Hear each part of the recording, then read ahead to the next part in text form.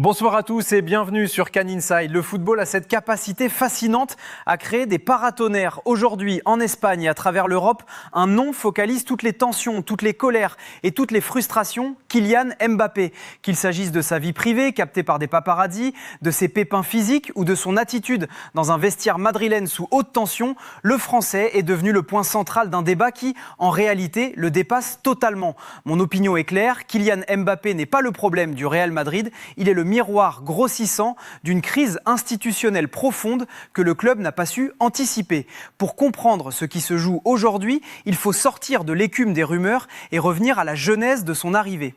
Le Real Madrid de 2026 traverse l'une des périodes les plus troubles de son histoire moderne, entre dettes abyssales liées au stade et instabilité chronique sur le banc de touche. Dans ce contexte, Mbappé est arrivé non pas comme une nécessité tactique partagée par tous, mais comme le caprice ultime de Florentino Pérez. Au sein même de la direction, son profil ne faisait pas l'unanimité. Certains, comme José Ángel Sánchez, préféraient des profils plus purs tactiquement, comme Harry Kane à l'époque, ou une restructuration différente. Mais la volonté présidentielle a primé, imposant un joueur au statut de demi-dieu dans un vestiaire qui venait de gagner sans lui, et surtout avec un package financier, salaire, primes, droit à l'image, qui a immédiatement déséquilibré la grille salariale. Ma thèse centrale pour ce dossier est la suivante. Le malaise Mbappé est le fruit d'un quiproquo originel. Le joueur pensait intégrer une institution forte et immuable. Le club pensait recruter un sauveur capable de masquer les fissures structurelles par son seul talent. Or, le talent ne survit jamais longtemps au chaos organisationnel. La relation actuelle n'est pas fluide parce qu'elle repose sur des non-dits. Le Real est déçu du rendement immédiat et Mbappé est déçu par la fragilité du projet sportif qu'on lui a vendu. Lors de sa première saison, on n'osait pas critiquer le protégé du président. Il bénéficiait de passe-droits qui commençaient déjà à gripper les rouages du vestiaire. Mais tant que les résultats suivaient par intermittence, l'hypocrisie régnait. Aujourd'hui, alors que le Real Madrid navigue à vue sous l'ère Arbeloa après le départ de Xabi Alonso, les masques tombent. On ne lui pardonne plus rien, pas même un séjour privé avec sa partenaire, comme si chaque geste du Français était une insulte à l'institution. Mais attention, ne vous trompez pas de cible. Si Mbappé fait parfois la tête de cochon, c'est parce qu'il réalise qu'il est monté sur un trône de papier au sein d'un club qui a sacrifié son cadre collectif sur l'autel de la République des stars. Nous allons voir ensemble comment cette dérive a sapé l'autorité des coachs et pourquoi le problème Mbappé est avant tout un problème de direction.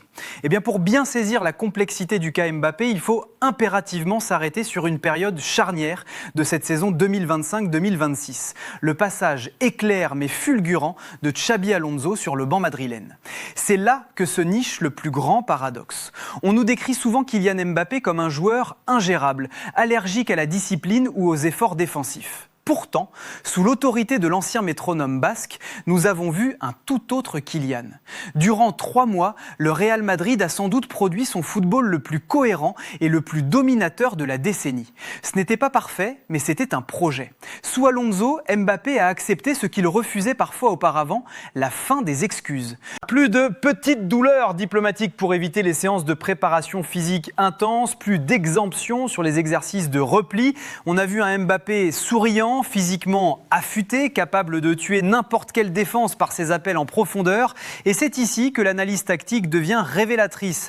Alonso avait réussi à construire un équilibre où Mbappé n'était plus la seule option, mais l'option finale. Avec des profils comme Arda Güler ou Aurélien Tchouaméni stabilisant le milieu, le Français retrouvait sa liberté d'action parce que le cadre collectif était sécurisé. Durant cette période, Mbappé n'était pas seulement un buteur, il était un rouage discipliné d'une machine qui semblait prête à tout écraser. Mais alors, pourquoi tout a-t-il basculé ? C'est ici que la gestion de Florentino Pérez est à nouveau pointée du doigt. Le départ de Xabi Alonso, motivé par des divergences internes que nous traiterons dans un autre dossier, a été vécu comme un traumatisme par une partie du vestiaire, Mbappé en tête. Contrairement à l'image du mutin qu'on lui colle souvent, Kylian n'a jamais fait partie de ceux qui voulaient la tête du coach basque. Au contraire, il voyait en lui le garant de ses propres performances. L'arrivée d'Álvaro Arbeloa Arbeloa a marqué le retour à ce que j'appelle la République des joueurs. Pour plaire à la direction et calmer les égos, Arbeloa a immédiatement brisé les principes de hiérarchie d'Alonso. Il a voulu satisfaire tout le monde en même temps, promettre à Vinicius qu'il resterait le maître du couloir gauche, assurer à Bellingham un rôle de numéro 10 omniprésent et dire à Mbappé qu'il serait libre de ses mouvements.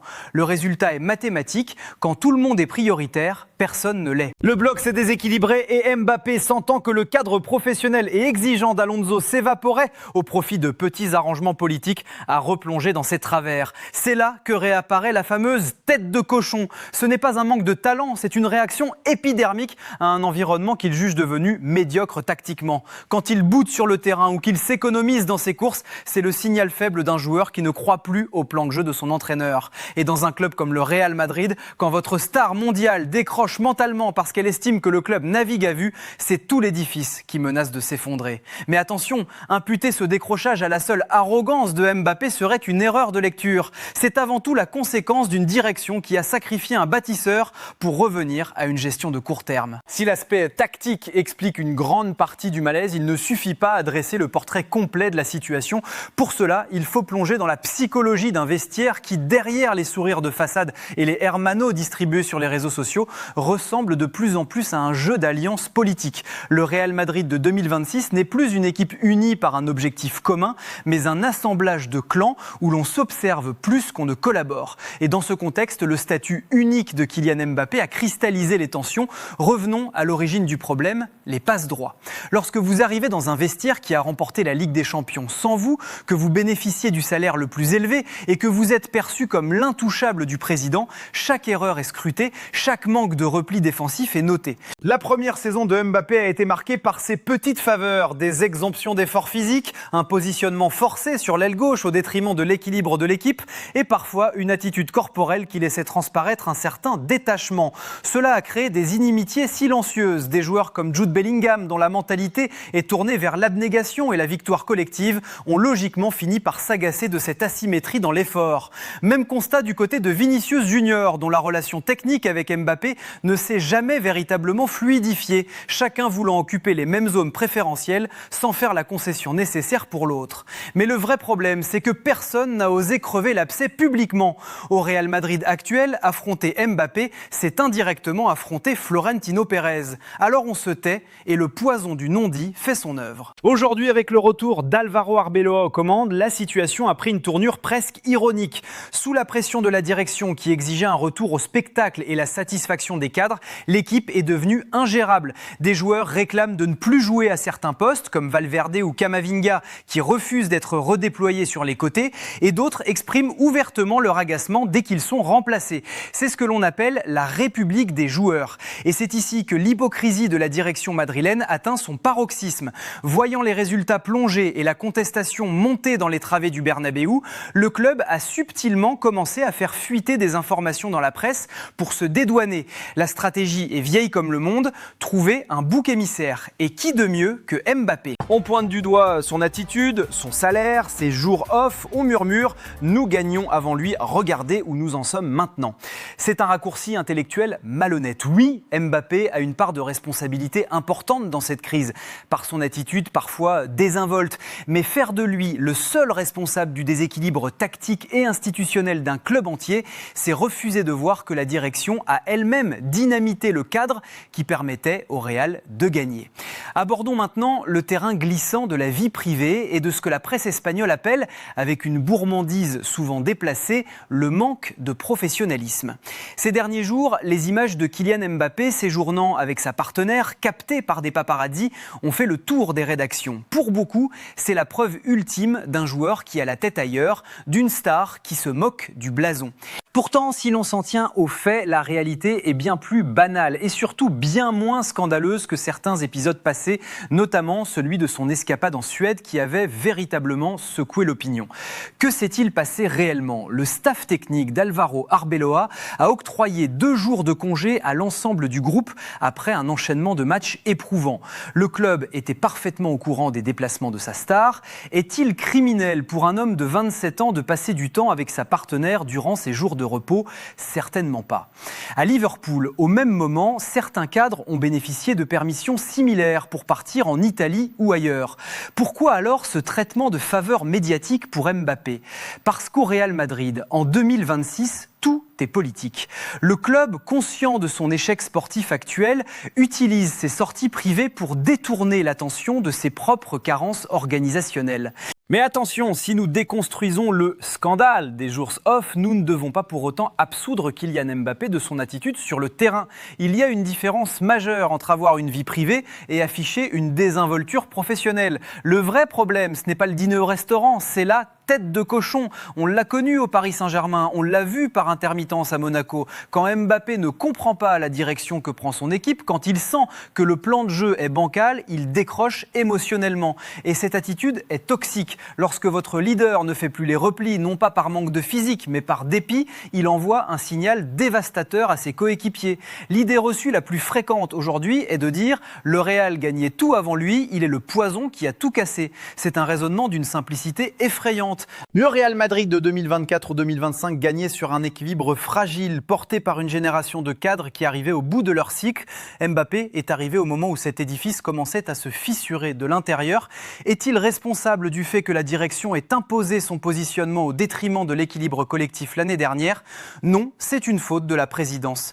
Est-il responsable de la République des stars instaurée par Arbeloa pour satisfaire les égos ? Non plus. Cependant, à l'approche de la Coupe du Monde, nous observons un Mbappé qui, comme beaucoup d'autres joueurs de l'effectif, semble s'économiser. La crainte de la blessure, exacerbée par un staff médical madrilène dont les méthodes sont de plus en plus contestées en interne, pousse les joueurs à la prudence. Mbappé n'a aucune envie de forcer si le projet ne lui semble pas viable. Est-ce acceptable pour un joueur du Real Madrid ? Pour les supporters, non. Pour un professionnel qui voit son club naviguer à vue, c'est une forme de protection cynique. Le malaise est là. Mbappé ne fait plus confiance au Real et le Real, pour se protéger de ses propres erreurs, essaie de noyer son joueur sous une pluie de polémiques secondaires. En focalisant sur sa vie privée, on évite de parler du vide tactique et du chaos financier. Mais à Can Inside, nous ne nous laisserons pas distraire. Pour conclure ce dossier, il est impératif de regarder là où le soleil semble encore briller pour Kylian Mbappé, l'équipe de France. C'est peut-être le paradoxe le plus révélateur de cette année 2026. Alors que Madrid brûle et que la presse espagnole fait de lui l'ennemi public numéro 1, les derniers rassemblements à Clairefontaine ont montré un tout autre visage. Un Mbappé souriant, plus ouvert, leader naturel et surtout physiquement dominant. Pourquoi un tel décalage ? Parce qu'en sélection, le cadre est clair. Didier Deschamps, malgré les critiques, maintient une institution où personne n'est au-dessus du projet. Mbappé y retrouve une respiration qu'il n'a plus au Real, où chaque geste est scruté par une direction qui ne sait plus sur quel pied danser. Il est temps d'être juste. Dire que Kylian Mbappé n'a aucune responsabilité serait mentir. Sa tendance à faire la tête de cochon, comme on l'a vu au PSG ou lors des derniers matchs sous Arbeloa, est un défaut de caractère qui pèse sur un collectif. Mais pointer uniquement le joueur, c'est oublier qui a construit le trône sur lequel il est assis. C'est Florentino Pérez qui a voulu cette République des stars. C'est la direction qui a sapé l'autorité des coachs pour protéger son investissement marketing.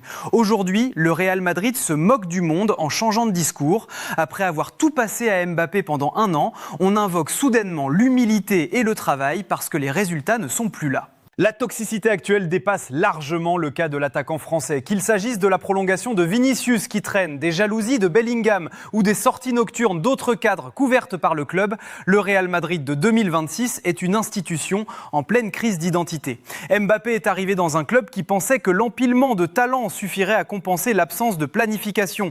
C'est une erreur que l'on paye cash au très haut niveau. Alors c'est quoi le vrai problème ? Le problème, c'est que le Real Madrid actuel n'est plus un club de football. C'est une marque de luxe qui essaie de gérer des crises sportives avec des outils de communication.